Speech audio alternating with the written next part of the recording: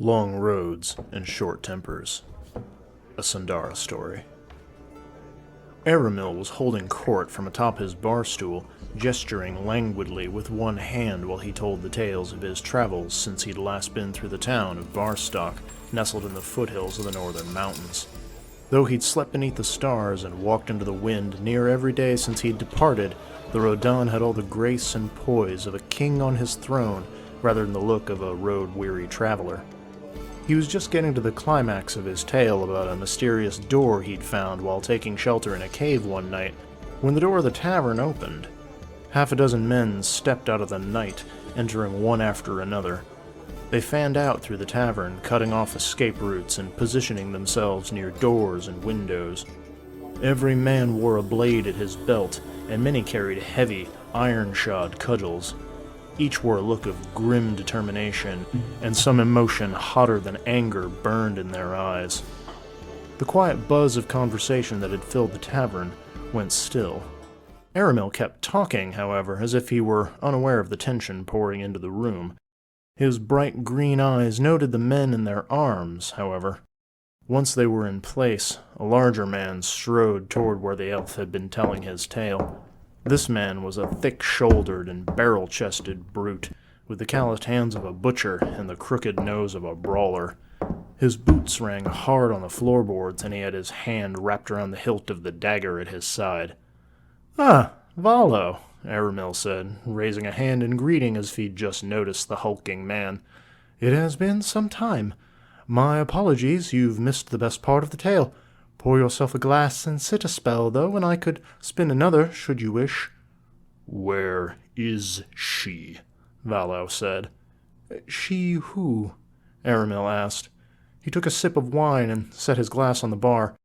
"It's been several years, Valo."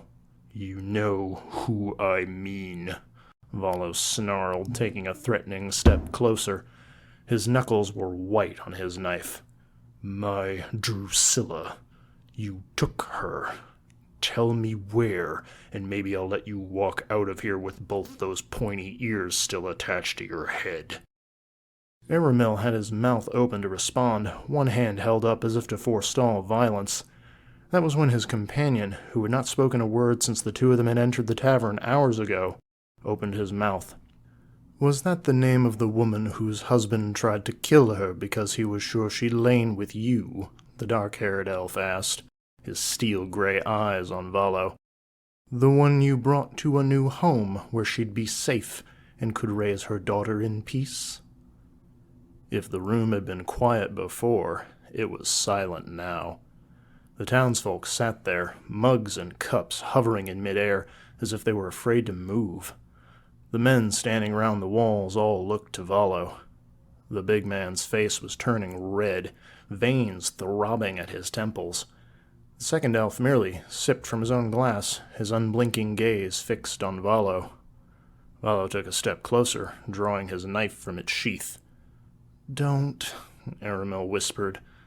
But he said it to his companion, rather than to the man with steel in his hand and murder in his heart.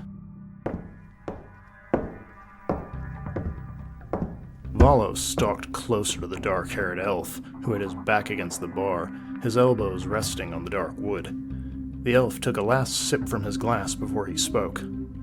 "I will give you a single strike," he said. "Make the most of it." Valo hesitated for just a moment. The elf's steady gaze was placid as he waited. Then Valo shifted and lunged forward. The knife was a blur as it streaked through the air, but the elf tilted his head to one side.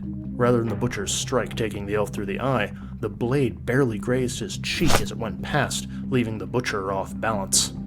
If Valo's strike had been fast, then what the elf did next happened quickly enough none could say they even saw it happen. The elf's arm shot out, and his glass exploded against the side of Valo's face. Before the butcher could pull away, the elf had snaked his arm around Valo's and twisted. A loud snap could be heard. Valo opened his mouth to scream, but the elf struck him in the throat. Gagging, blinded by broken glass and wine, and barely able to breathe, Valo stumbled and fell to the floor of the tavern. The men who had come into the room with Valo stepped forward, but when the elf raised his head, They stopped as one. A trickle of black blood had oozed down his cheek from the wound Valo had dealt, and it had already stopped flowing. They had assumed Aramil's companion was another of the Rodan, a traveler and a wanderer. They had learned too late that was not the case.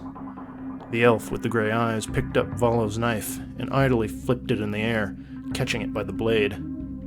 "Aramil is a creature made of honor and mercy," the dark-haired elf said, and though he was looking down at Valo, he was clearly speaking to the room.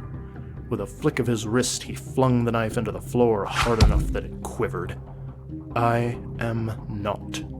It is only because my love has interceded on your behalf that you still draw breath." "Shan, please, no more," Aramil said, stepping between the dark-haired elf and Valo. He put a hand to Shan's wounded cheek and turned him to face him. Shan pressed his forehead to Aramil's for a moment, before raising his head to look at the room.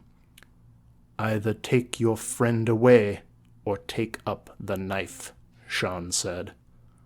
The men around the room exchanged glances. They'd all seen the same thing. One by one, they eased their hands away from their weapons and approached the two elves the way they might approach a bear's den. Two of them lifted Valo, careful of his dislocated arm, and stumbled with him out the door. The others followed, one after another, walking backwards out of the tavern so they never took their eyes off Shan. When they were all gone, the knife remained. Shan patted Aramil on the shoulder, and then resumed his place at the bar. The room let out the breath that had been collectively holding. Shan smiled, and gestured with 2 fingers at Aramil. "Go on," he said. "You were just getting to the good part of the story."